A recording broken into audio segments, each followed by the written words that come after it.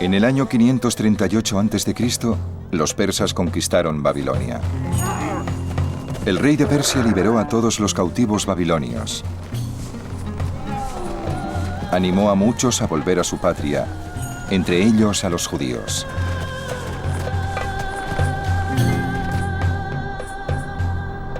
Ciro, rey de Persia, dijo: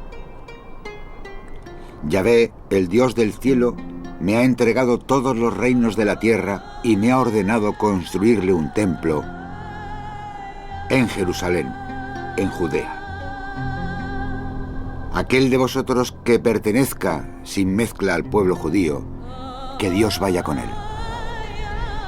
Que se marche a Jerusalén de Judea y construya el templo de Yahvé, Dios de Israel.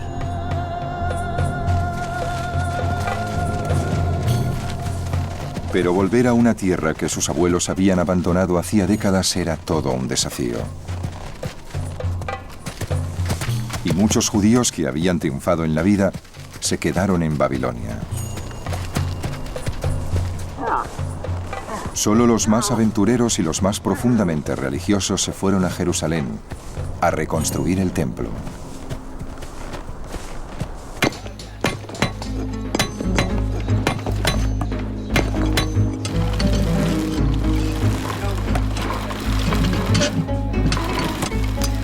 En cuanto llegaron los exiliados, se empezó a trabajar en el segundo templo. El libro de Ezra describe la emoción que invadía el ambiente.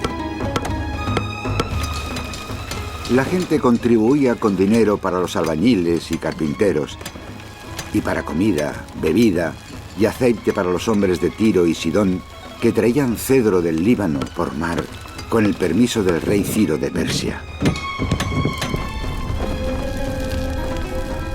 Los sacerdotes, con sus ropajes, avanzaron con trompetas y los levitas con címbalos para loar a Yahvé.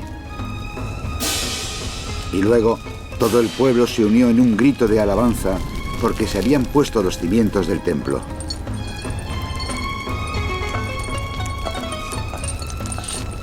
Muchos de los sacerdotes mayores y los jefes de familia que habían visto el primer templo lloraban, pero otros gritaban de alegría.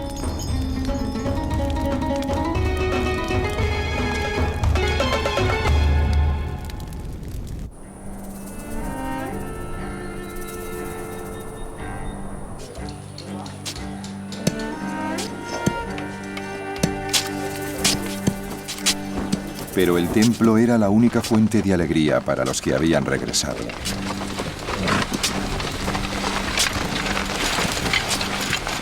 El resto de su mundo era bien triste. Los únicos habitantes de Judea que habían quedado atrás, cuando los babilonios los invadieron, eran los campesinos más pobres. En esos momentos sus descendientes estaban a punto de morir de hambre y luchaban para arrancar alimentos a la tierra.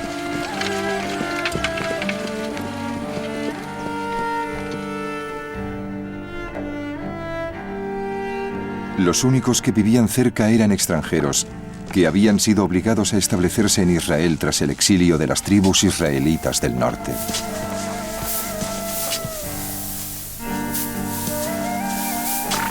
Los extranjeros hacían lo que podían para evitar que los que habían regresado pusieran el pie en Jerusalén, porque les veían como rivales por el control de la región.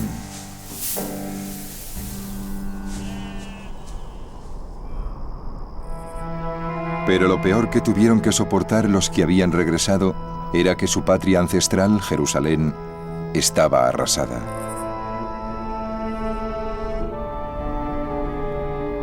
La ciudad de Jerusalén aún está en ruinas. La gente que vuelve a vivir en la zona de Jerusalén se instala en los edificios de piedra que quedaron en pie desde los tiempos de la destrucción babilónica.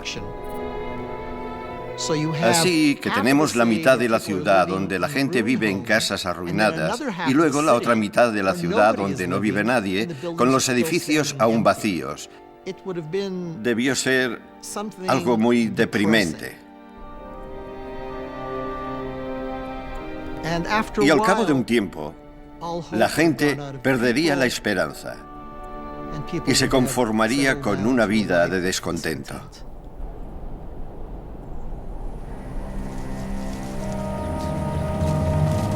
Pronto, incluso la construcción del templo se fue parando por culpa de los conflictos entre los que habían regresado y los extranjeros.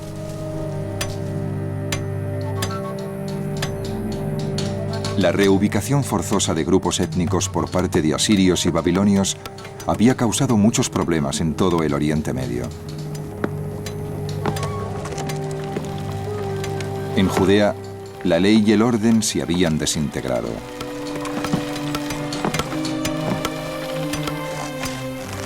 Los extranjeros convencieron a los persas de que los judíos planeaban rebelarse y consiguieron una orden para suspender la reconstrucción del templo. A la larga, los judíos obtuvieron permiso para seguir con las obras, pero eran demasiado pobres y apáticos para terminar el templo.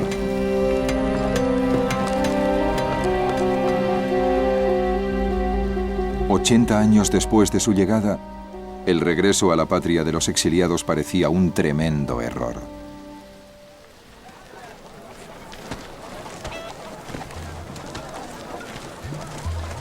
Pero entonces llegó un hombre notable a Jerusalén. Se llamaba Ezra y había sido enviado por el rey de los persas para restaurar el orden en Jerusalén. Artajerjes, rey de reyes, dijo al sacerdote Ezra: «Saludos, estas son mis órdenes.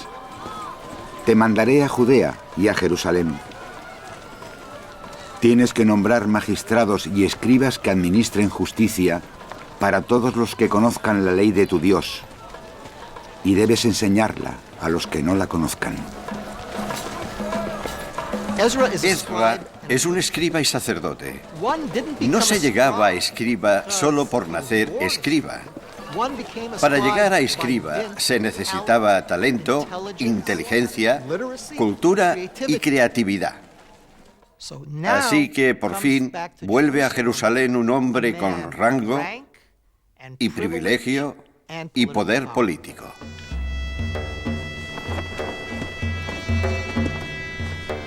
Ezra había llegado de Babilonia, donde los escribas judíos habían escrito la primera edición de la Biblia hebrea. Pero los que habían vuelto eran casi todos analfabetos y no sabían nada del libro, ni de sus historias, ni de sus leyes. Ezra les preparaba una sorpresa. Ezra no llegó a Jerusalén con las manos vacías. Llegó con un libro. Y es casi seguro que el libro era la Torá, con los 5 primeros libros de la Biblia, en la misma forma que la conocemos hoy.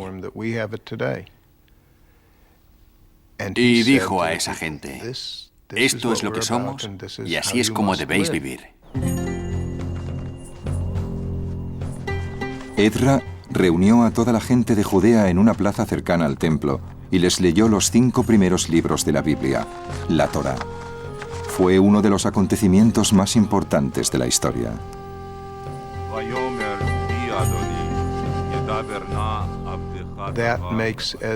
Ezra fue prácticamente un nuevo Moisés, dando a conocer la ley. Él se levantó y dijo al pueblo que si hasta entonces no sabían exactamente lo que tenían que hacer, a partir de ese día sí sabrían siempre lo que estaba bien. Y todo estaba en ese documento, ahí mismo. Sois hijos de Yahvé, vuestro Dios. Tenéis que tomar los diezmos de la cosecha para todo el año y reunirlos en vuestra comunidad. Y dejad que los forasteros, los huérfanos y las viudas de vuestra comunidad se acerquen y coman. Os doy esta orden. Sed siempre generosos con vuestros hermanos y con cualquiera en vuestro país que se vea pobre y necesitado. Recordad que fuisteis esclavos en Egipto y que Yahvé, vuestro Dios, os redimió. Por eso os doy esta orden.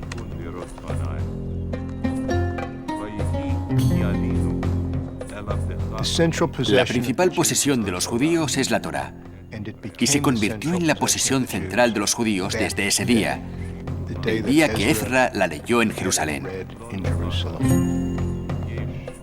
Hasta entonces habían tenido partes de la Torá, pero ese día la tuvieron entera.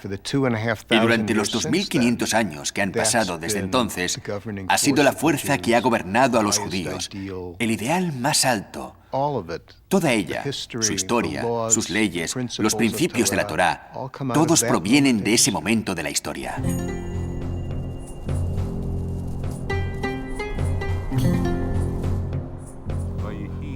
Después de la ceremonia en la que Ezra leyó la Torá, la gente de Judea tuvo que firmar un contrato aceptando vivir según las leyes de la Biblia.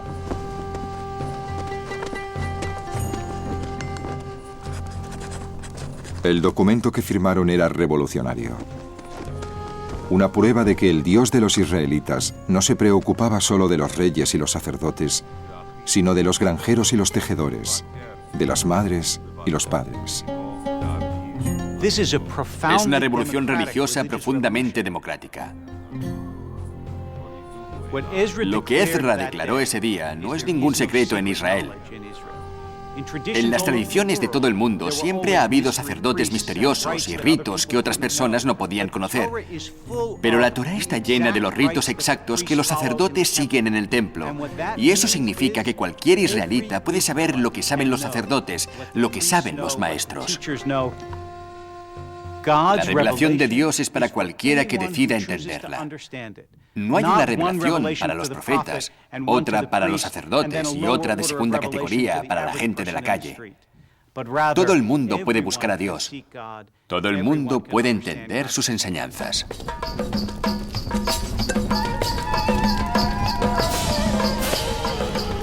La llamada de Ezra a todos los judíos para que participaran en el contrato revitalizó Jerusalén.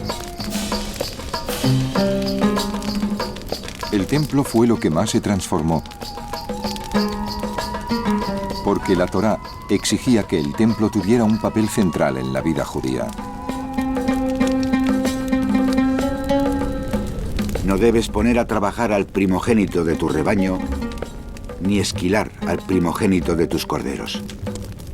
Debes comerlo tú y los de tu casa una vez al año en presencia de Yahvé, tu Dios. Durante la época del Segundo Templo, solo había un lugar donde el tiempo sagrado y el espacio sagrado se unían. Y todo el espectáculo, la estructura y el ritual de los sacrificios eran el vehículo para que la gente se acercara a Dios.